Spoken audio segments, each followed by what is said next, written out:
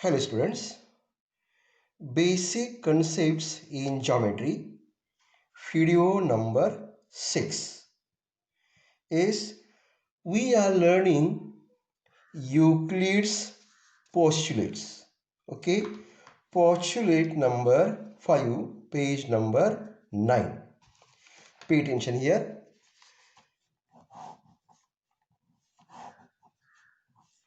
L and M are the two lines. This is the transversal. Then this angle and this angle. Say angle A, say angle B. These two angles are the interior angles on the same side of the transversal. So let us see.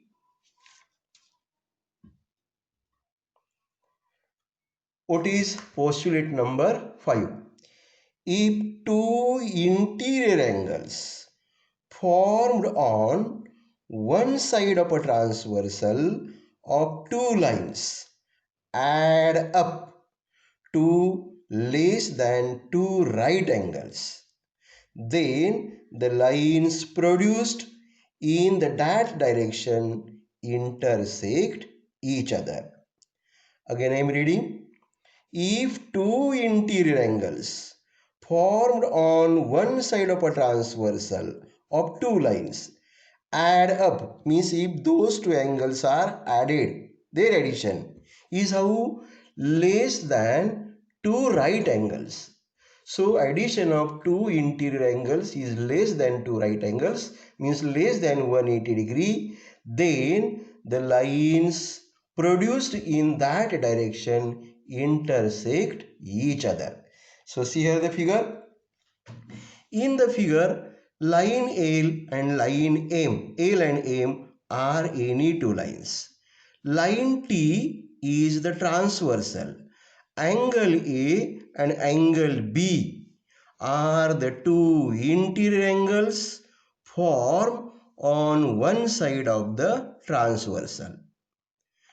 If angle A plus angle B is less than two right angles, that is 180 degree, okay, then the lines L and M intersect each other when they are produced to the right hand direction.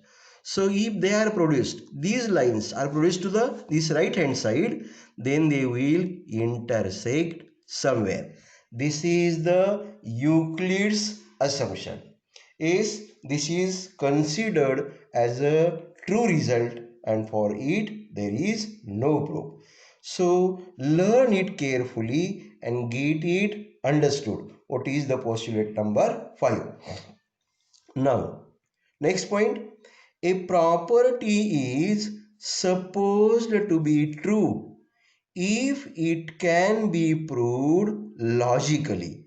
Getting any property, it is supposed to be true when it can be proved logically. It is then called a theorem. Okay, what is theorem? Any statement, any property that can be proved logically, then it is a theorem. The logical argument made to prove a theorem is called its proof. So what is the proof of the theorem? Logical argument made to prove a theorem is called its proof.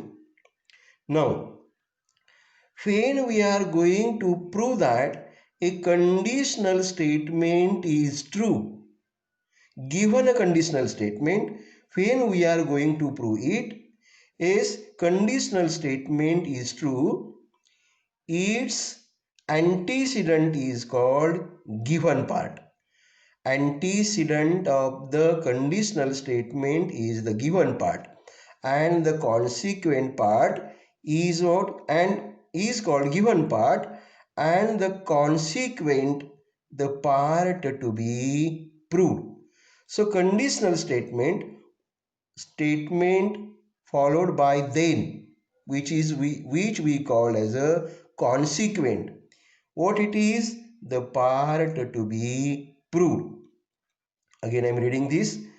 When we are going to prove that a conditional statement is true, its antecedent is called given part and the consequent is called the part to be proved. Now see here, there are two types of proofs, direct and indirect proof. Okay, let us see what is direct proof. Theorem. The opposite angles formed by two intersecting lines are of equal measure. See the statement of the theorem. The opposite angles formed by two intersecting lines are of equal measure. See the figure, line AB and line CD intersect at point O. How? A dash O dash B, C dash O dash D. This is given to us. What to prove? Opposite angles form are in equal measure. So, angle AOC, this angle is congruent to angle BOD, this angle. So these two are the opposite angles, they are congruent. Also, angle BOC, this angle is congruent to angle AOD, this one. So, statement of the theorem, then figure is then given, and then the result that we have to prove. Okay, here I have written congruent. Congruent means what? They are equal in measure. See the proof. Angle AOC, this angle, plus angle BOC, this angle. So this angle plus this angle is equals to 180 degree because these two angles form a linear pair. Result number 1. Again, angle BOC, this angle, plus angle BOD, this angle. Again, these two angles form a linear pair, so their sum is 180 degree. Result number 2. From 1 and 2, 180 is equal to 180, so this LHS is equals to this LHS. So we have the result, angle AOC plus angle BOC is equals to angle BOC plus angle BOD. This is from 1 and 2. Here angle BOC cancels with angle BOC, or angle BOC is eliminated from both sides. So what we get? Angle AOC is equals to angle BOD. That is, angles are congruent. Similarly, it can be proved that angle BOC is equals to angle AOD.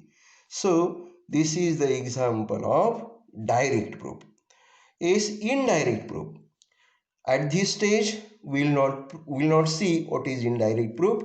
So we will discuss about this in live lecture in the school, indirect proof.